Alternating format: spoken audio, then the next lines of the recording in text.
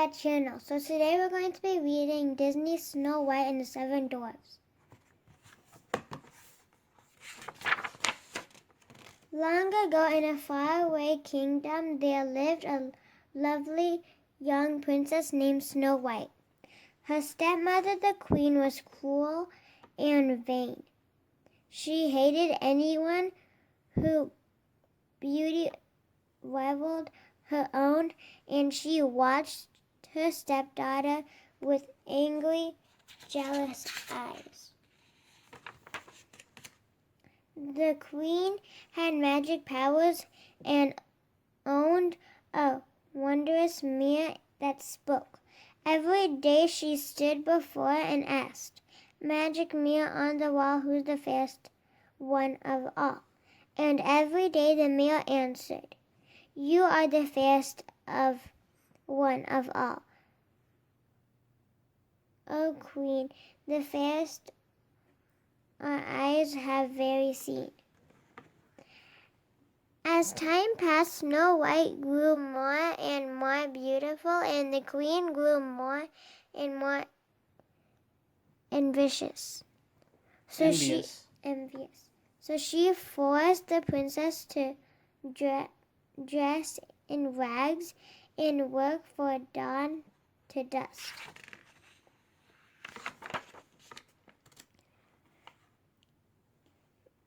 Despite all the hard work, Snow White stayed sweet, gentle, and cheerful.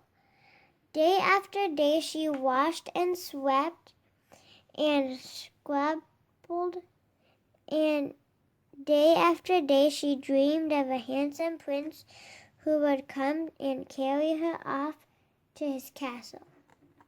One day, when the queen spoke to her mirror, it replied with the news she had been dreaded. There was now someone even more beautiful than the queen, and the person was Snow White. The queen sent for her husband. "Take Snow White deep in the forest," she said, and there my faithful husband you will kill her." The men begged the queen to have mercy, but she would not be persuaded. "Silence," she warned. "You know the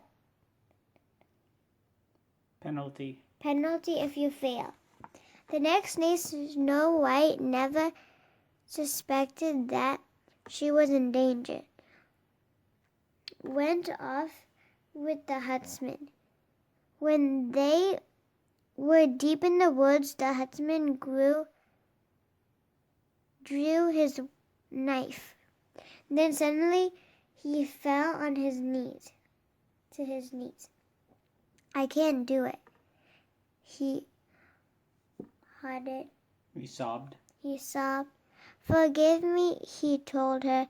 It was the queen who had ordered this wicked deed. The queen gasped. "Snow White, she's jealous of you," said the huntsman. "She'll stop at nothing. Quick, run away and don't come back." "I'll lie to the queen. Now go, run, hide." Frightened, Snow White fled through the woods. Branches tore at her clothes. Sharp twigs scratched her arms and legs. Strange eyes strolled from the shadows. Danger lurked everywhere. Snow White ran on and on. At last, Snow White fell wearily to the ground and began to weep. The gentle animals of the forest gathered around and tried to comfort her. Chirping and chattering, they led her to a tiny cottage. "Oh," said Snow White, "it's adorable, just like a doll's house." But inside, the little tables and chairs were covered with dust, and the stink was filled with dirty dishes. "My," said Snow White, "perhaps the children who live here are orphans or need someone to take care of them. Maybe they'll let me stay and keep house for them." The animals all helped, and soon the place was neat and tidy. Meanwhile, the 7 dwarfs who lived in the cottage were heading home for the mine where they worked. The dwarfs was amazed to find their house so clean.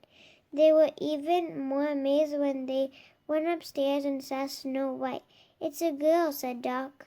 "She's beautiful," sighed Bashful. "Ah," said Grumpy, "she's going to be trouble. Mark my words." Snow White woke with a start and saw the dwarfs gathered around her. Why, you're not children," she said. "We're little men. I read your names on the beds," she continued. "Let me guess who you are. You're Doc, and you're Dashful, you're Sleepy, you're Sneezy, and you're Happy, and Doppy, and this must be Grumpy." When Snow White told the dwarfs about the queen's plan to kill her, she decided that she would stay with them. We're asking for trouble," humbled Grumpy, "but we can't let her get caught by the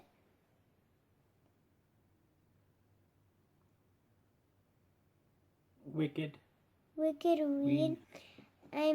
Wicked queen," said Doc. The others agreed. That night, after supper, they all sang and danced and made merry music.